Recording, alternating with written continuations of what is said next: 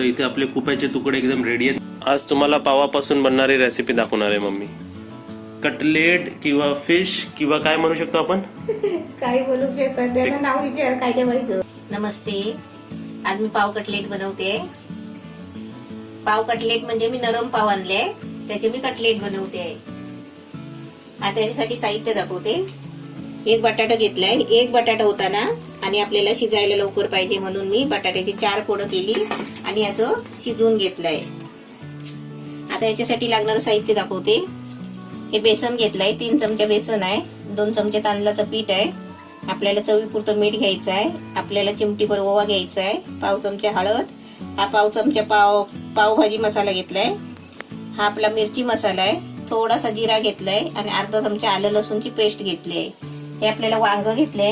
हे 3 वांगी आहे. हे कापून अशी स्लाइस करून घेतले, पाण्यात ठेवलेत बघा. आणि हे आपले पाव. हे पाव आणले चुकून नरम पाव आणले, आम्ही खात नाही पण आज भेटले म्हणून पप्पूने आणले. ते म्हटलं असे पाव फुकट जाणार तर आपण पाव कटलेट बनवूया. आणि आणले म्हणजे मी कुठे बाहेर फिरायला गेलो ना, आमच्या घराच्या बाजूला दुकान आहे. बाजूचंच घर आमचं दुकान आहे आणि आमच्या घरी काय जास्त खायला नव्हतं म्हणून मी बोललो पाव तरी आणून आपण खाऊया. असंच आपण काय ना काय कमी कमी खायचं पण बाहेर जास्त फिरायचं नाही आपण. बरोबर ना मम्मी. या वेळेत आणि पाणी घ्यायचं आहे. आपल्याला शेव घ्यायची आहे. बारीक शेव आहे भाजलेली आहे. आणि आपल्याला तळण्यासाठी तेल घ्यायचं आहे. आता मी पहिलं काय करते, हे वांगी आहेत ना ह्याचं मी पाणी काढते पहिलं. हे वांग्याला आहे ना थोडं थोडं मी तिखट मीठ लावते. थोडंसं मीठ टाकते. आपल्याला नंतर थोडं टाकायचं आहे पण आधी पहिलं थोडंसं टाकते. थोडंसं नावाला तेल टाकायचंय, जास्त नाही टाकायचं आहे. म्हणजे अर्धा चमचा कमी तेल टाकलंय बघ. कारण त्याच्यामध्ये आहे ना आपल्याला ही वांगी शिजवून घ्यायची आहे. फक्त वांग्यामध्ये आहे ना थोडंसं मसाला आणि थोडंसं मीठ नावाला टाकलंय आणि एकदम कमी तेल टाकलंय. आणि तवा तापलेला आहे आपला. त्याच्यामध्ये आता ही वांगी टाकते. तवा तापलेला आहे म्हणून गॅस थोडा बारीक केलेला आहे. आता मी याच्यावरती झाकण ठेवते. हे आपल्याला आहे ना अशी वांगी मऊ करून घ्यायची आहे. आता आपल्या इकडे 1 मिनिट झालेलं आहे. आता आपण वांगी टाकली आणि झाकण ठेवलंय ना. आता जरा आपण ढवळून बघायची. वांग्याला सुगंध एवढा छान आलाय ना तुम्हाला सांगायचं. एकदम मस्त सुगंध येतो आहे ना मम्मी. फ्राय बटाटा कसं असं तसंच मीठ मसाला टाकलाय फक्त हे केलेलं आहे. गरज पडली तर माणूस ह्याच्या बरोबर पण खाल्लं पाहिजे ना मी जेवण त्या पोळ्यांबरोबर. दाखवते तुला. आता परत झाकण ठेवते. इकडे आपला तोच टायमर चालू आहे म्हणजे आपल्याला अंदाजा भेटेल की किती वेळ लागतो आपल्याला. फक्त आपल्याला मऊ करायची आहे. आणि गॅस कसा बारीकच ठेवलाय कारण ते करपायला नको. आपण ढवळत आहे ना झाकण मारायचं. पण पाणी टाकलं तरी पण चालेल पण मी पाणी नाही टाकलं. फक्त जरा नरम करून घ्यायचे आपल्याला. नरम मऊ करून घ्यायची आहे. ती मऊ होतात वांग्याला. आपण भरलेली वांगी कशी बनवतो ती वांगी मऊ होतात ना तशी ही पण होतात.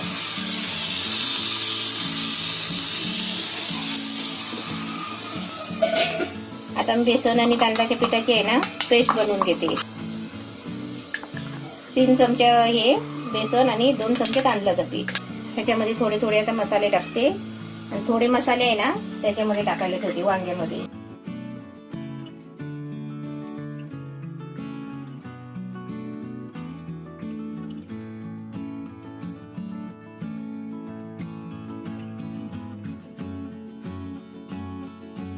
कमी पाणी टाकून आहे ना असे आपले पहिले गाठी मोडून घ्यायची नाही तर गोळे होतात आणि मग ते म्हणजे विरघळत नाही. पाणी टाकल्याच्या नंतर आधी पहिला थोडा पाणी टाकायचं आणि गाठी मोडून घ्यायची. थोडं थोडं पाणी टाकत आहे ना असं मिक्स करून घ्यायचं. नरम झाले. नरम होतात आहेत बघ. आता हे काय करायचं माहितीये, हे फोडायची चमच्याने. गॅस बारीकच ठेवलाय. आता ही ना वांगी अशी नरम होतात आहेत ना अशी फोडून घ्यायची चमच्याने दाबून. त्याचा चुरा करून घ्यायचा. बघा इकडे पूर्ण नरम झाली आहेत आणि आम्हाला इकडे 7 मिनिटं लागली. तुम्हाला कमी लागू शकतं किंवा जास्त लागू शकतं. आता हे मॅच पण केले बघ. अशी चमच्यानीच आहेत ना अशी मऊ होतात बघ. आणि गॅस लो ठेवलाय ना एकदमच बारीक ठेवलाय. आता मी याच्यामध्ये आहे ना बाकीचं साहित्य टाकते बघ. आता बटाट्याची साल काढायची आणि बटाटी त्याच्यामध्ये टाकायची. आता मी बटाटा पण साल काढून टाकले. आता हे बाकीचे उरलेले जे मसाले आहेत ना, हे आपण बरोबर टाकायचे सगळे. मीठ पण आपण चवीपुरतं टाकायचं याच्यामध्ये. आपण वांग्याला जरासा नावाला मीठ लावला होता, बरोबर.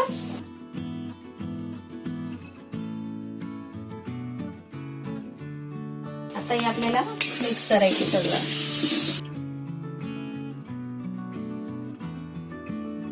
झाला आपला गोळा. आणि आपल्या तव्याला लागलेला आहे ना, हे असं काढून घ्यायचं चमच्याने. हे आपलं मिश्रण बघ एकदम तयार झालंय आणि एकदम मस्त गोळा पण झालाय. त्याच्यात अजिबात मी पाणी नाही वापरलेलं आहे. आता हे मी काढून घेते प्लेट मध्ये. गॅस बंद करते थोडा टाइम. पाव हे कापायचे का? हा, हे पाव आहेत ना, मध्ये अशी कापायचे. म्हणजे वेगळी करून टाकायचे पूर्ण. 2 भाग करायचे त्याचे, बरोबर करायचे. हे बघ, है ना? असे 2 भाग करायचे. पाव फुगलेले असतात ना, म्हणून ते लाटून घ्यायचे अशी, हे बघ, चटपट करून पुरी सारखे लाटायचे. आता पावाचा हा बाहेरचा भाग आहे ना भाजलेला, हा भाजलेला आहे ना भाग, तो आतमध्ये घ्यायचा, म्हणजे सारणासाठी घ्यायचा. आणि सारणाचे पहिले बघ, आता स्लाइस मध्ये आहे ना 5 पाव होते ना, त्याचे 10 तुकडे झाले, बरोबर. 10 झाले म्हणून 10 वाटे केले मी या सारणाचे, बरोबर बघ. 10 गोळे केले, म्हणजे कमी नको पडायला, जास्त उरायला नको.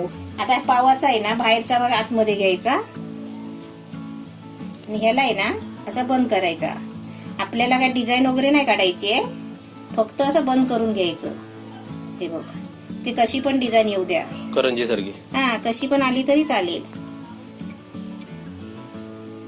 आणि सारण बाहेर आलं तरी पण चालेल असं, कारण आपल्याला आहे ना त्याला वरती कोटिंग करायची आहे. पहिली पेस्ट टाकू कशी केली आहे बघ, पातळ, जास्त पातळ नाही जास्त घट्ट नाही, है ना.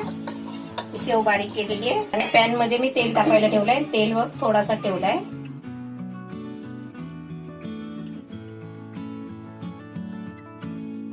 आता आपल्याला असे, आणि याच्या बदली आहे ना, शेवच्या बदली तुम्ही ब्रेड क्रम घेतला ना तरी पण चालेल, किंवा कॉर्नफ्लेक्स घेतला तरी चालेल. हा, शेव कधी पण दुसऱ्या हाताने लावायची, बरोबर ना. हा, मग कशी ओली होत नाही.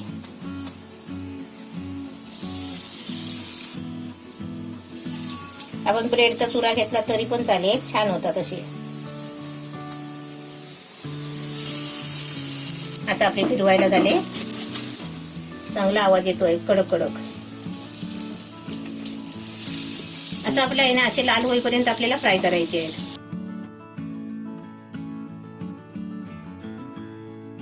पाव भाजल्याचा वडा, हे आपला पावभाजीला पाव भाजतो कसं सुगंध येतो, तसा सुगंध येतो त्याला. आणि त्याच्यामध्ये पावभाजीचा मसाला टाकलाय ना. आता मी थोडा आहे ना गॅस वाढवते थोडासा, म्हणजे एकदम तेल तापला तेव्हा एकदम बारीक होता ना, तसाच मी बारीक करून ठेवला, कारण टाकेपर्यंत करपतो ना, म्हणून गॅस बारीक केला होता. एका बाजूनच भाजले, त्या आवाज बघ, है ना. अशी का ठेवलीस तू? हे असे म्हणजे सगळीकडून भाजायला पाहिजेत ना, दुसरीकडून. वरतून आणि खालून झाले, पण साईडून रेड नाही झाले. साईडने पण भाजले पाहिजेत. तर असं लक्ष दिलं रेसिपी मध्ये तर खायला किती मजा येईल ना त्याला. हा, एवढे कडक झालेत ना, कुरकुरीत एकदम मस्त झाले. ह्याला म्हणतात एक रेसिपीसाठी आवड, एक जेवणासाठी आवड, हा, है ना. हा, आता सेम तसेच करून घेणार आहे का बाकीचे? आता हे बाकीचे 4 उरले आहेत ना, ते मी तसेच भाजून घेणार. एकदम मस्त फ्राय झाले, कलर पण छान आलाय, मच्छी सारखं वाटतंय ना. आता मी हे काढते. आणि काढताना कसं करायचं माहितीये का, असं भांडा आहे ना एका साईडला करायचा आणि असं तेल करायचं. आणि आपली जे आता दुसरे टाकायचे आहेत ना हे आपल्याला, तर काय करायचं, हे तेलामध्ये जी शेव पडले ना काळी झाली आहे, ती आपण चमच्याने ना अशी काढून टाकायची साईडने अशी, आणि नंतर त्याच्यामध्ये ते दुसरे पॅटीस टाकायचे. आणि तुम्ही समजा जास्त बनवलं ना, तर तुम्ही असं फ्रीज मध्ये ठेवा, हे वेगळं ठेवा आणि हे वेगळं ठेवा आणि हे वेगळं ठेवा. आणि उद्या सकाळी तुमचा समजा टिफिनला जेव्हा हे दिवस संपतील त्या टिफिनसाठी तुम्ही असं बनवू शकता ना मम्मी. हा, हे आता आपल्याला नको आहे ना फ्राय करायला, हे बनवून असेच आपण डब्यामध्ये भरून ठेवतो फ्रीज मध्ये, आणि आपल्याला जेव्हा पाहिजे तेव्हा फ्राय करून खायचे. आता बघा, हे आम्ही तळणार नाही, आम्ही वेगळे भरून ठेवणार आहे फ्रीज मध्ये. हा, कारण आता आपण किती खाणार ना, 2 माणसं. 2 माणसं आपण 3 खाल्लं, 2 मम्मी तर 2च खायल, आता 1च खायल मम्मी, आणि बाकी सर्व मम्मी खाणार आहे. एवढे कडक झालेत ना, कुरकुरीत तेच पडतात आहेत. वा वा, एकदम दिसायला एकदम मस्त वाटतं. आता आपण टेस्ट करून बघूया कशी झाली आहे. ए चिची बघ, हे बघ चिची, हे बघ चिची, ची ची ची ची. तिला समजतो बरोबर. बघा आमची दिल बघा केवढी स्ट्रॉंग दिली आहे बघा. ती पण एक्सरसाइज करते आमची दिल. पण तिला जायचं आहे Exercise करायला लागल्यावर पायाखाली येते पाय पकडायला. बघा तिला बाहेर जायचं बघा. पण दिस इज कोरोना टाइम. तिल तू नाही जाऊ शकत बाहेर बिचारी ती. बघा ती फक्त त्या दरवाजाच्या कडीकडे बघत राहते. तर इथे आपले कुप्याचे तुकडे एकदम रेडी आहेत मम्मी.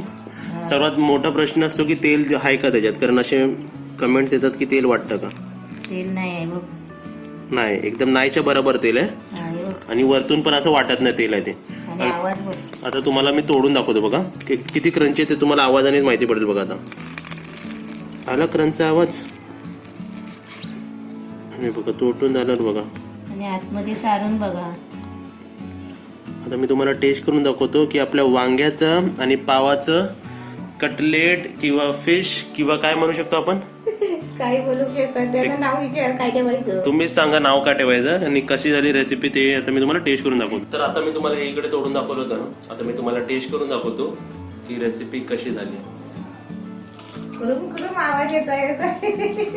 आता टेस्ट सांग त्याची. आपलं जे सारण आहे ना बनवलेलं त्याची टेस्ट सांग. वांग्याचं ना हा. एकदम छान सारण झालंय. असं माणसाला वाटेल की बटाट्याचे, कारण बटाट्याचे कटलेट असे कसे माणसाला जास्त आवडतात किंवा पनीरचे कटलेट कसे जास्त आवडतात ना. पण माणूस सांगू नाही शकत की ह्याच्यात ते वांगा भरलाय तू.